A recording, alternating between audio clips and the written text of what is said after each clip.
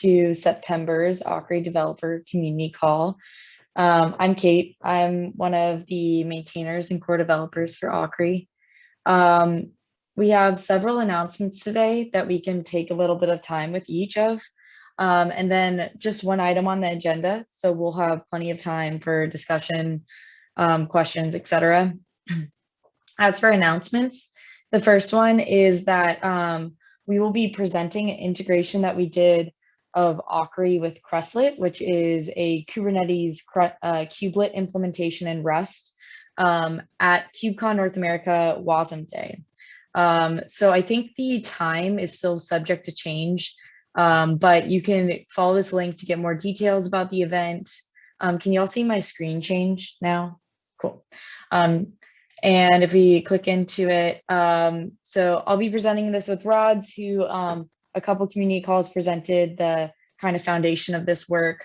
And we'll be showing how we ported Akri's discovery handler, specifically the debug echo one that's used for kind of debugging Akri, and it discovers some fake devices.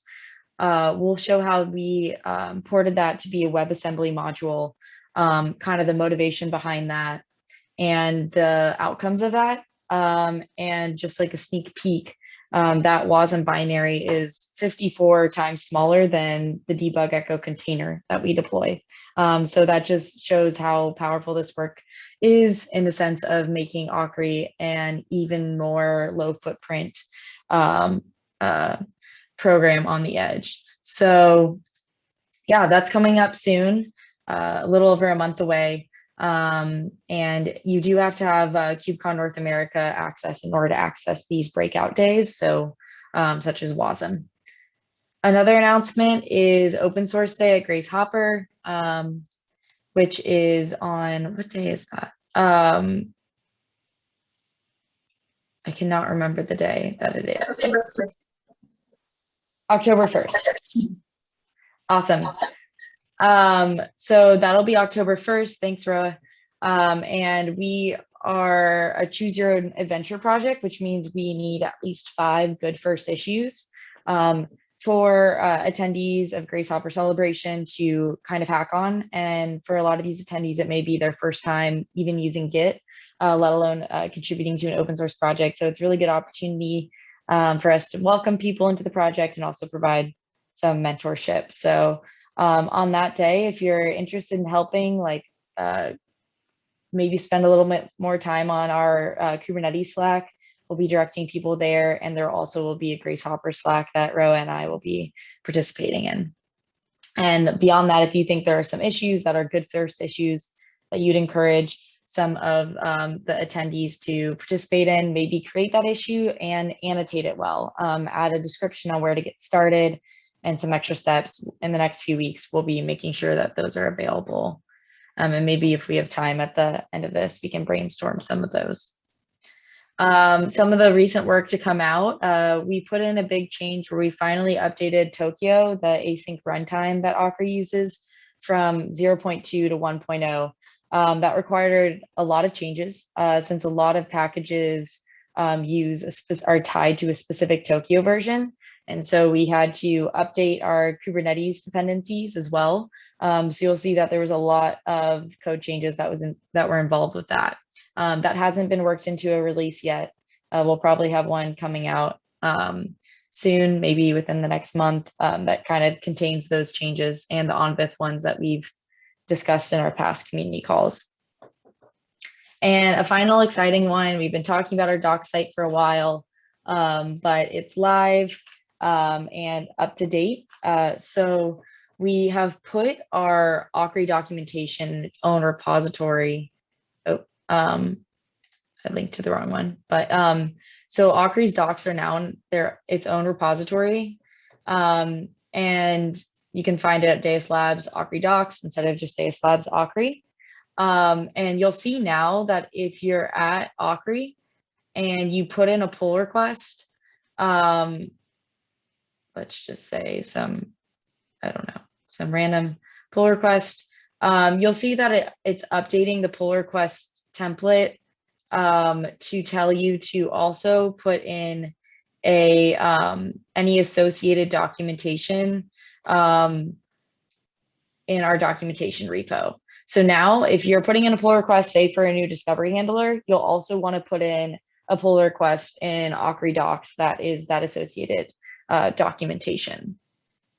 And if we look at that documentation site, so you can just go to docs.akri.sh. To give a brief overview of what you'll find here, in the past, all of our docs were in that docs folder. There was no clear way of knowing where you should go from a previous page. Edric did a lot of work to decide how to lay this out, figured out the formatting, made it very pretty. So shout out to Edric on all that. But you land on this this summary of what Akri is, why we created it, and then you'll see a little overview of what each of these sections are that you'll see in the sidebar. And then it's going to signal you to get started. So we talk a little bit about our Helm charts, we go into the flow of how to create your Akri installation command. And then from there, we also can help you set up a cluster, whether that's Kubernetes, K3s, or micro-K8s. And there's some instructions on customizing your installation and so on. So we kind of have this user guide section. Then we have our discovery handler section. And so these are how to deploy configurations and the discovery handlers themselves for the 3 discovery handlers we have, namely OnVIF for IP cameras, OPCUA for industrial machinery, and UDEV for USB devices. And then we have a set of demos. So the first 2 are both for discovering USB cameras with our UDEV discovery handler. And the last one is for discovering OPCUA servers. So those are fun ones to kind of get started too, and they walk you through cluster setup as well.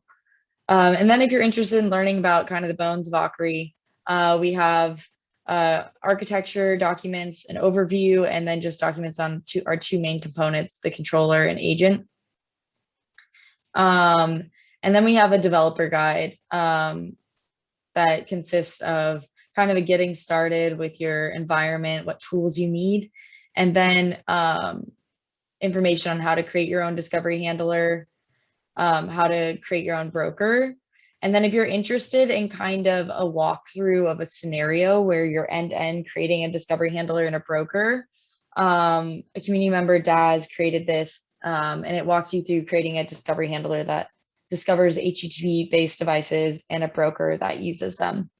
Actually, I think there's several brokers that are a part of this. And then we have a discovery handle that we use just for testing. It's good to quickly deploy, and it discovers some fake devices. And then we have a document that explains our test workflow. And then finally, on the community side, we have our roadmap, which also points you out to, maybe it doesn't, but we also have our project roadmap within our repository. And then just a little information on like contributing. What do you need to know, if anything? We really have such a variety of topics to tackle with Akri. And then just some getting started information. So yeah, that was a quick run through of our documentation. And it also links you to our GitHub and our Slack for further interactions. So with all that being said, are there any other announcements maybe that I missed that anyone wants to bring up?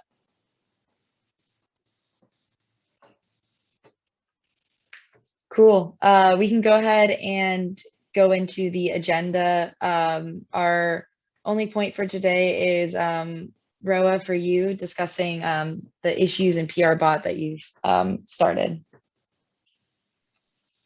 Sure. Thanks, Kate. Can I take maybe the screen so I can kind of show a little bit of what was done? Yeah, 1 second. Sure. Okay, go ahead. Thank you.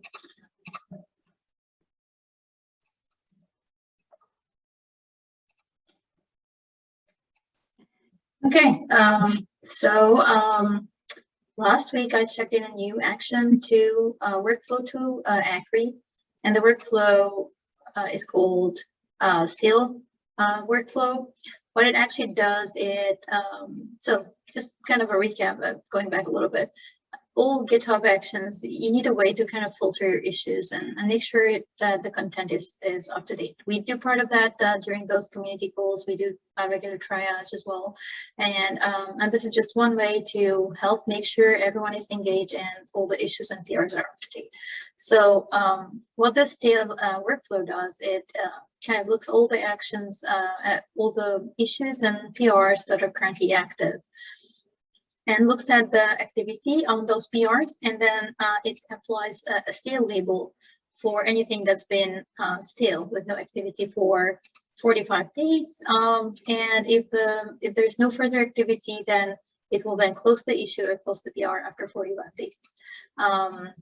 The action also removes the label if, let's say, an issue you created is still relevant. You can comment on it and say, you know, add a little bit more details, or maybe there was missing some debug logs or anything else that can make the issue actionable. So you feel free to add like comments, and that will automatically remove the label. I enabled this week. We've seen a couple of issues already that are being marked as stale. So this is how an issue is going to be marked as stale. And again, one way anybody can remove the stale label is just by adding a comment here, and that would automatically remove the stale label. So if you got notified for any issue you created or a PR you have active that is stale, please go ahead and just kind of keep us noted, everyone noted that you're still working on it and you're still interested to have this issue fixed. And that's why we can focus on the most important parts. With that said, I'll take it back to you, Kate. Any further questions? No, I think that's it. And if there's any feedback on how this action currently works, feedback is always welcome. So please shoot it my, or just send it a Slack. Awesome. Thanks for setting that up, Roa. So that's all of our agenda. We have plenty of time before we need to go into issue triage. We can go ahead and start with that, and then maybe do kind of a birds of a feather discussion afterwards, if that sounds good. Yeah, sounds great. Actually, maybe I can share my screen again. Cool. Okay, so we have a couple of issues, I believe, that needs triage. Let's take a look. So there are 3 issues. One of them was reported by Brandon last week. So this issue seems like a bug in Akri. So just kind of to recap, what Brandon was seeing is sometimes he had I think he was trying a UDEV broker, UDEV discovery handler. He has 2 UDEV devices connected, and then suddenly one of them, the instance and the broker, would just disappear.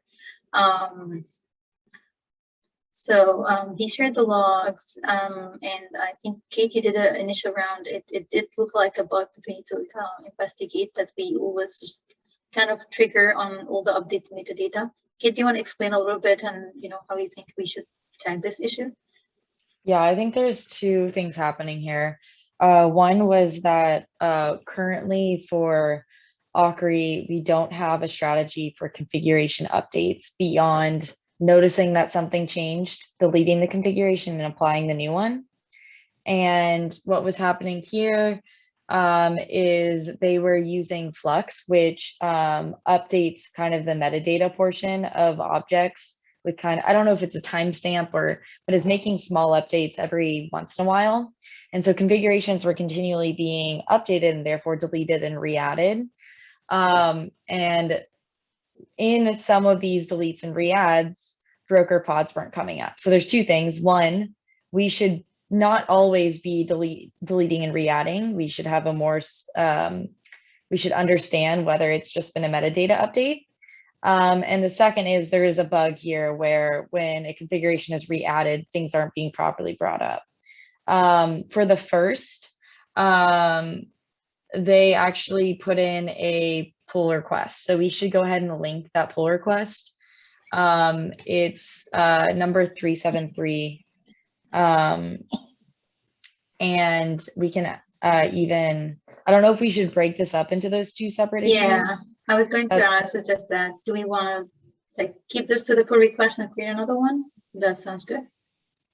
Yeah, yeah. And for the second one, maybe we put the kind of whatever race case issues happening here.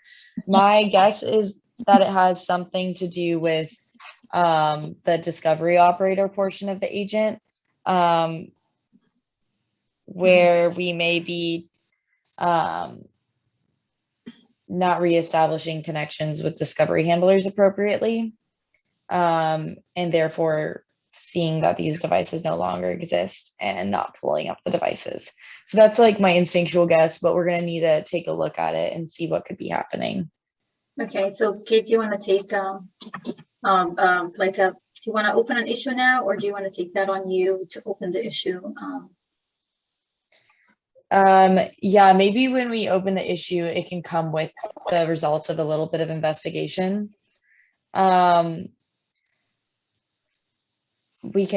definitely put that on my list to look at some point. It's interesting because in the PR, they mentioned that this behavior seems to only have started happening after 6.5. They didn't notice it when they were using 6.5, but then using the latest 6.13, it is happening. So it could have something to do with our Tokyo updates. I'd be curious about that, but something to look at too, or keep in mind when debugging it. Okay. So it looks like this one is already active. Should I assign it to Brandon and yeah.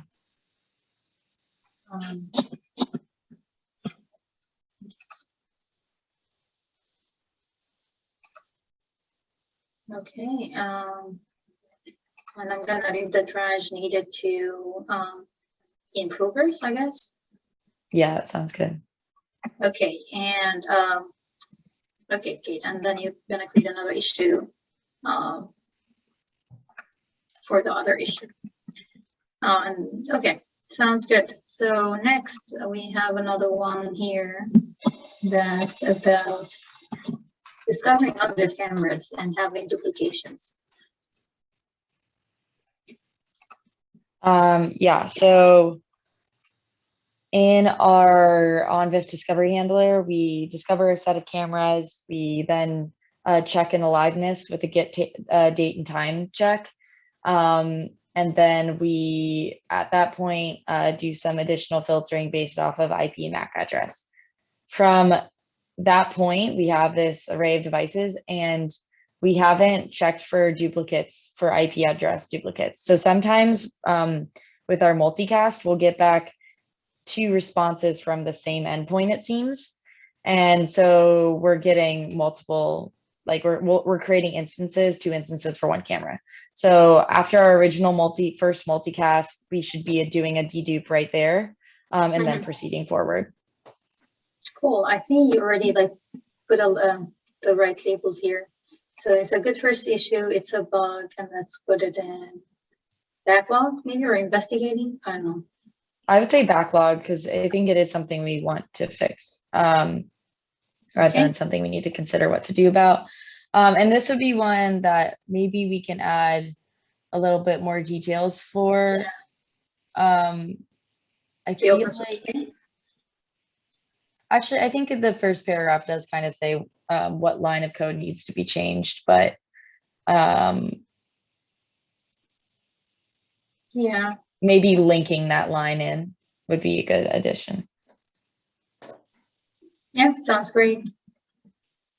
So I think, as you mentioned, maybe do you want to actually add a new label, create a new label for like OSD Day, open source day, and then maybe we can then point people to open source OSD labels?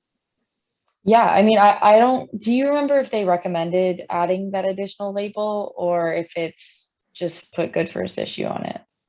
I think they asked having a way where you can kind of point people to a list of issues. So yeah, if we do a good job just making sure that all our good first issue has good level of details, then that's what we can point them at. So maybe we can take that discussion maybe maybe after this triage, or maybe on Slack. where we can discuss if we want to create a new label or just go over our good first issues. And Okay, that sounds good. okay, cool. So one last one, which is the UDEF paid version.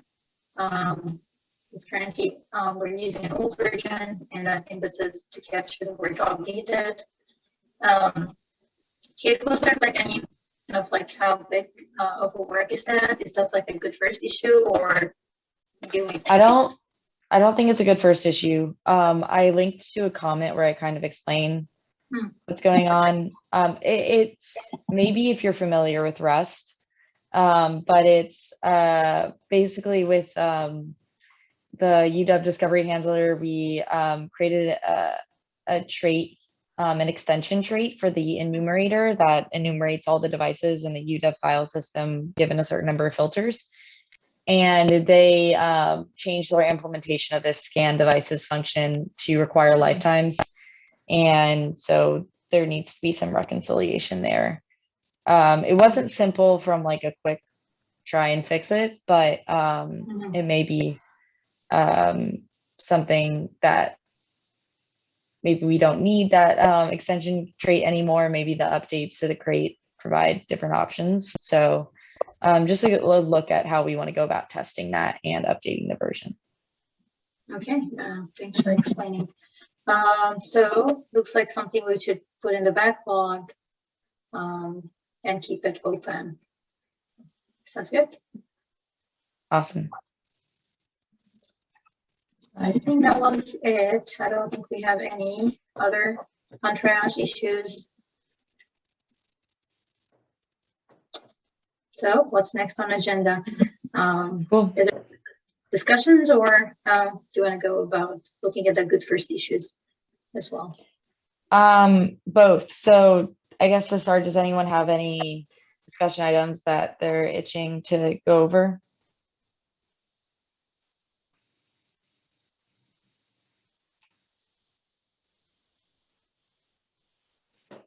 Cool. Let's then go over these issues. Can we filter by good first issue? Yeah, that's what I'm getting at. Sorry, my computer is a little bit slow today. Okay, so we have 10 of them. So this one we just discussed, which is the duplications from the on-board cameras discovery. And this one is in PR.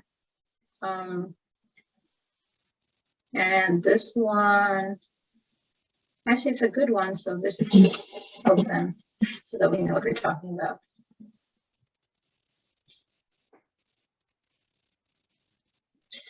So this one is including Akri configuration instances in kubectl get all.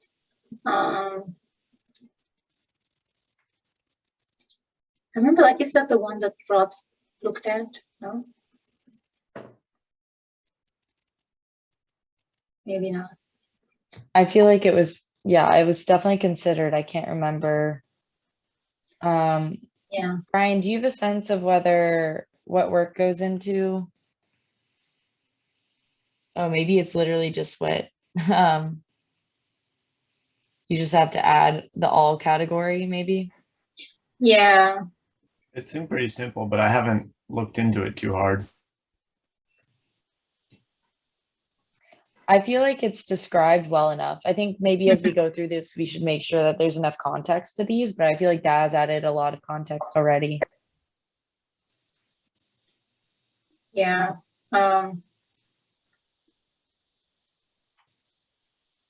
Okay. So what next action do we want to take on this one? Keep it for now, since it does seem to have a good context, or maybe assign it to somebody in the short term, one of us, to take a look at and make sure it does have the required detailed information for the open source day. I think it's good. Okay, that's good. Move to the next one then. So the next one is a standalone repo for protobuffs.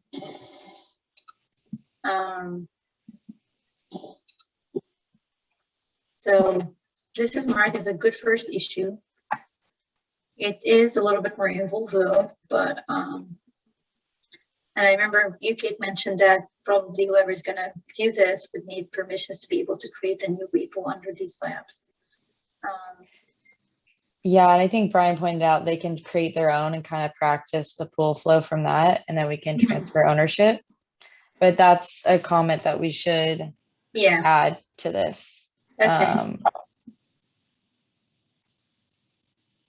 Yeah, actually, it looks like we added that here, but maybe I can update the comment a little bit to make it a little more explicit.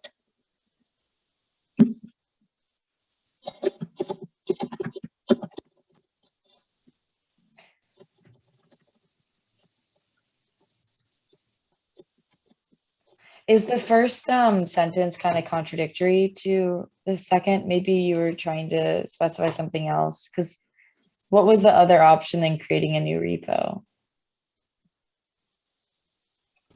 I think the other option is that they have access to Deus Labs, right? Oh, okay, yeah, sorry, I just meant like another option of where to place them other than creating a repo. Mm. It was maybe what I was referring to, but I didn't remember. Yeah.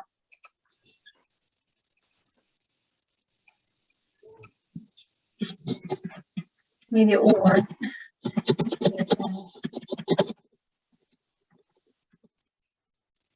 Yeah, I think what we discussed, if I remember correctly, is I mean, they can choose wherever they want to host the protobufs. That being in a repo or anywhere else, they can kind of test that change to Akri's repo, and then the next change would be how we want to put those files. So I think that's why we kept it a little bit generic.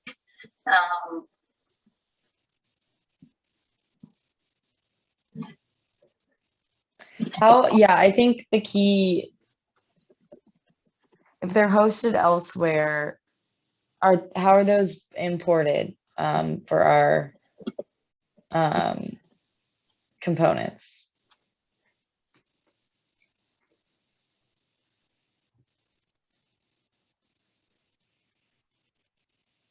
Yeah, good question. I was assuming whoever's doing the work will figure it out. So maybe they want to host it somewhere, and they have a mechanism to pull it.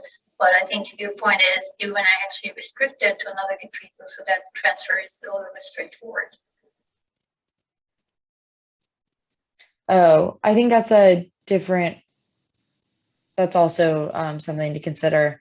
I was thinking just purely along the lines of like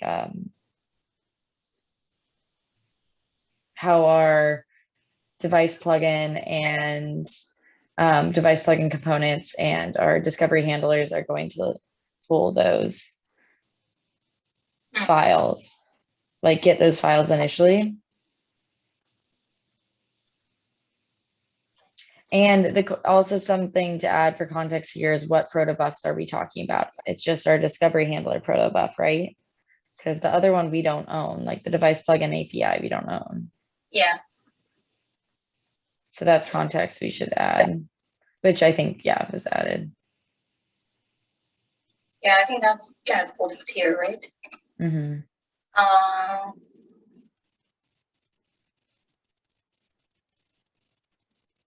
Okay, so maybe like in the comment we can say this issue consists of a couple tasks, finding a place for repos to live and testing the flow of using them from Akri's main repository. And then maybe a caveat that says we can, whatever repo you create, we can transfer into the Deus Labs org after. okay. So 2 parts. Posting the proto box.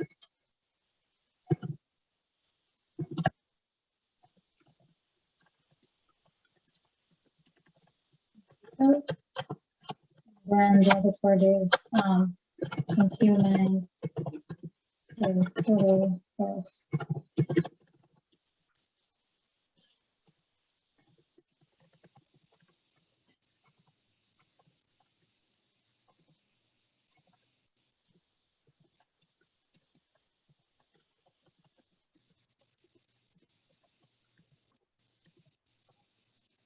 And then like maybe another note is if we shouldn't be like whether to consider other strategies besides repositories. Maybe there's some other convention for protobufs. Yeah, I've still want to see some of these, yeah, separate people, but yeah, I think we should be open. This one.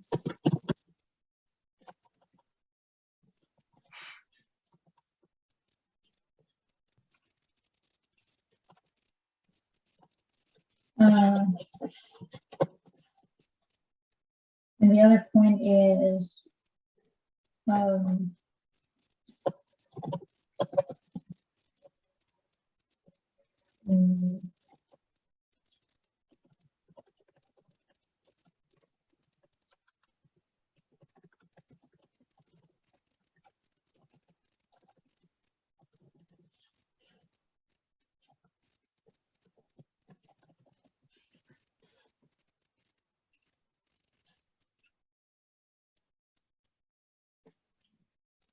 Does that look good? Yeah. Awesome. Thanks, Roa. Okay, cool. So we were here. The other one is this one. Container best practice to use entry point rather than CMD. I remember that.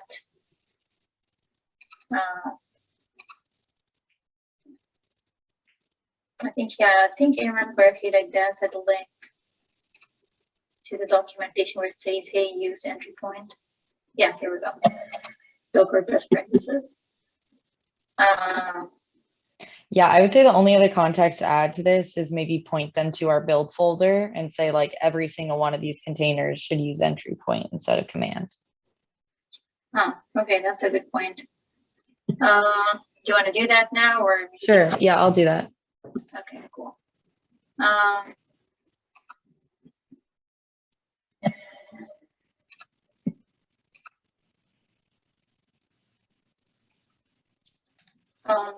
Okay, cool. Kate, should we go ahead or wait for you to that? Yeah, go ahead. Okay, sounds good. So next is reduce age and logging. I think this one is, it's a good first issue, but it also needs somebody to really look at existing logs and kind of try to see. I think the issue doesn't really say what needs to be reduced, I guess. That's what I'm trying to say. But rather saying, hey, this is something we need to look at. So let's see what's the. So I think, Brian, you said there's a Rust log that users can use to change how verbose the logs are.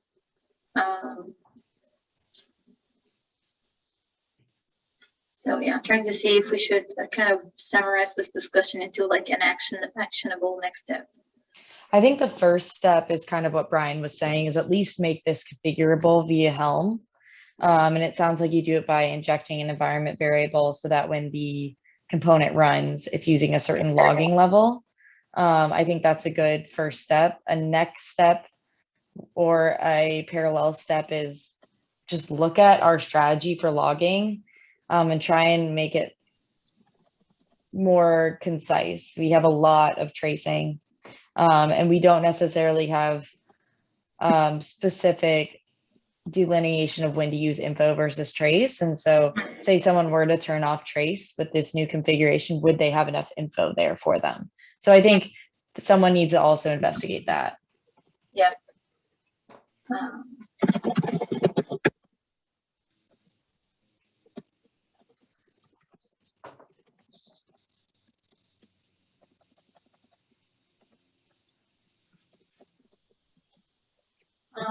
Okay, and the other one is and then yeah, I guess the second would be like testing that after configuring, there's still adequate logging at each level.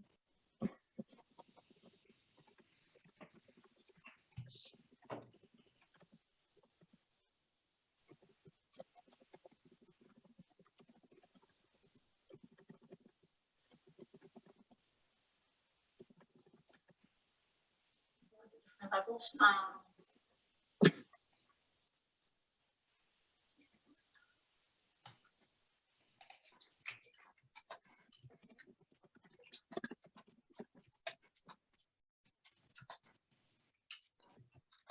And maybe also do like some cleanup, because I think there are cases where we actually kind of log too much. Like we log at the function beginning, at the function end. Mhm.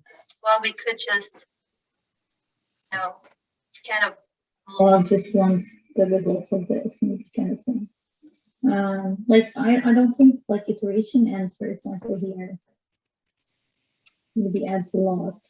If we can kind of do a little bit more smarter loading. What do you guys think? Yeah. No, I agree. And I think for things that are on a loop, like slot reconciliation, Mhm.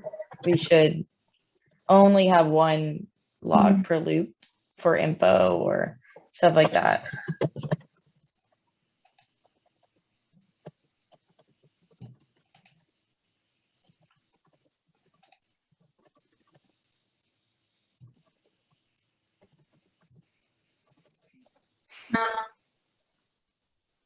Anything else to add? I would just comment that this is the logging more configurable isn't just for the agent. Like we should do that for all of our REST components. Oh, yeah, that's a good point.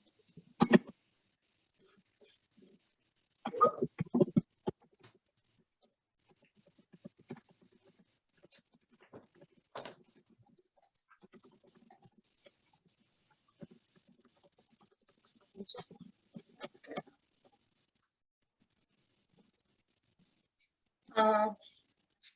All good? Yeah. Sounds good.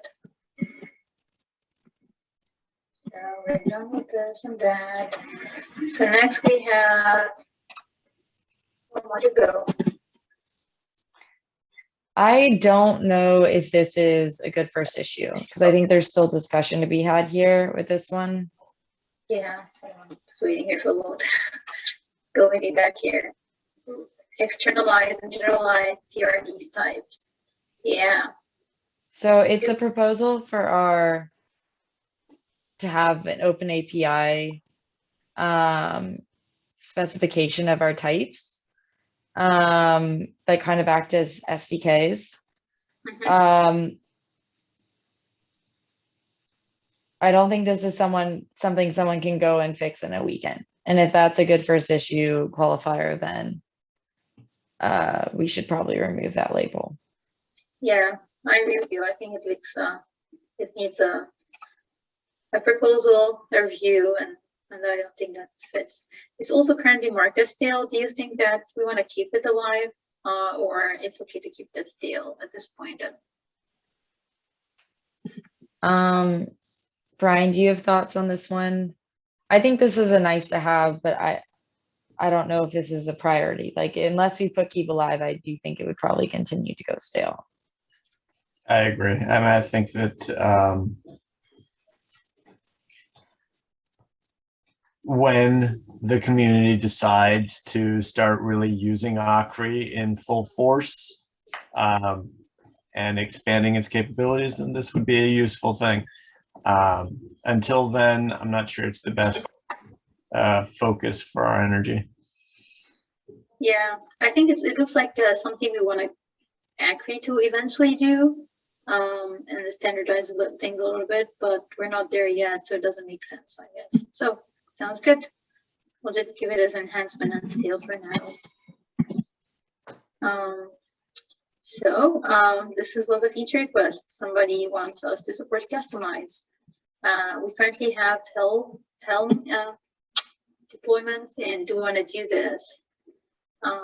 At least I know conventionally people try to avoid supporting both customize and help just for maintenance purposes. It kind of becomes an overhead the moment you want to add anything. You would have to add it in both. So while it can be a good first issue, I think there's a more philosophical question of, do we want to do that? Yeah, I see. If we're keeping Grace Hopper in mind, I would say this is not a Grace Hopper good first issue, just because I don't know. I don't believe that any of us have a lot of experience with customized, so being able to provide that support, it would be hard. But more so, I think it's best for someone with the direct motivation of why they wanted customized to be the one to implement this, rather than someone who comes to Akri, lands there, and wants to help contribute. So I think if Camp, who put this up, decided to come back, then maybe, but I don't know if it's something we should be directing people to tackle. Yeah, sounds good. It's currently marked as still because of lack of activity. So we'll see if Camp comes back and say that's still relevant to his deployment. No, maybe that would be good. So remove the good first issue for now, I guess. Yeah, okay, sounds good. So 2 more to go. So this is resource limit quantity type. So this was opened by Yorka. It specifies as a string, and he says, hey, can we make it a numeric quantity? So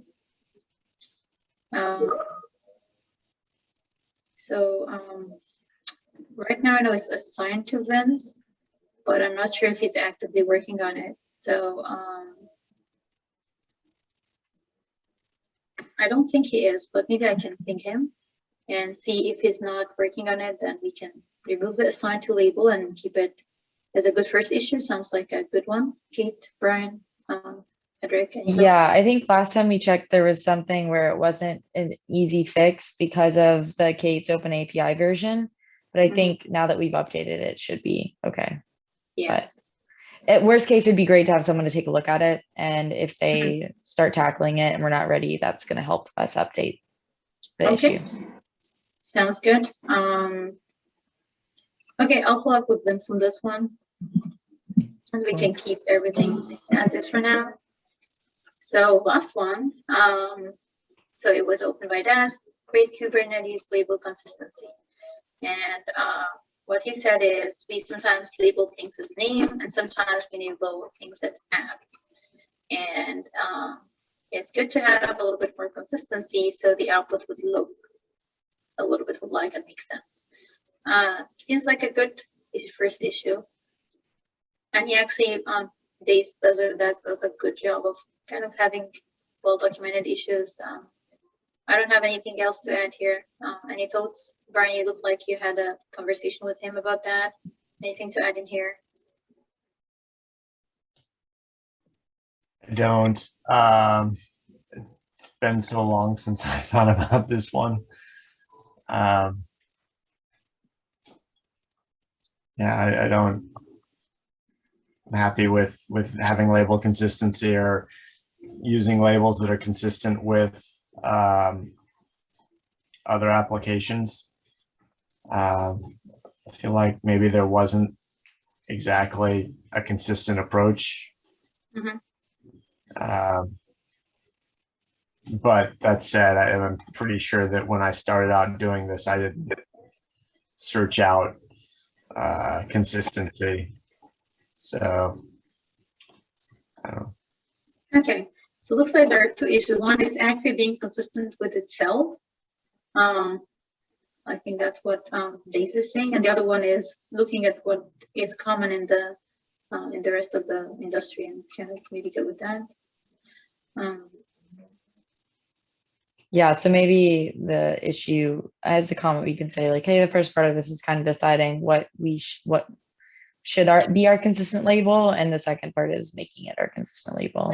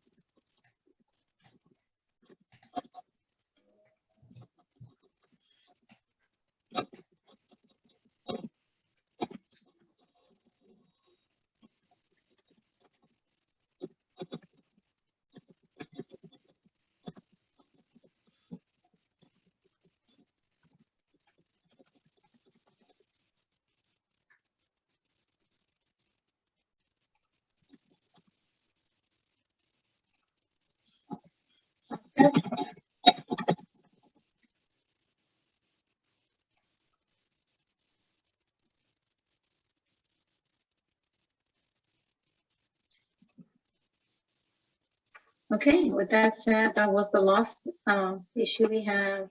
So after a refresh, I think we'll probably have like 9 or 8 issues. So I think we're good to go 9. Cool. Yeah, one of them is actually in PR, so we have 8.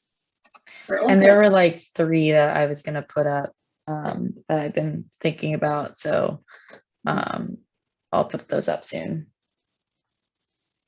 Yeah, okay, sounds good. Great. Thanks for going through all that, Roa. I think does anyone have any other points or discussion topics they want to bring up in these last few minutes?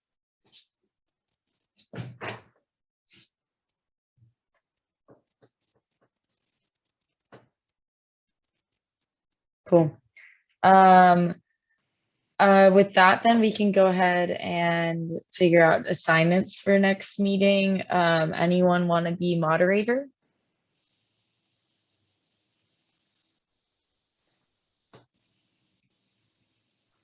I can do that. Cool. Thanks, Cedric. For notes and issue triage, Roa, Brian, any preference on that? I can take issues. I can take notes, but Brian, yeah, feel free to do that. So I was checking, our next meeting is October 5th.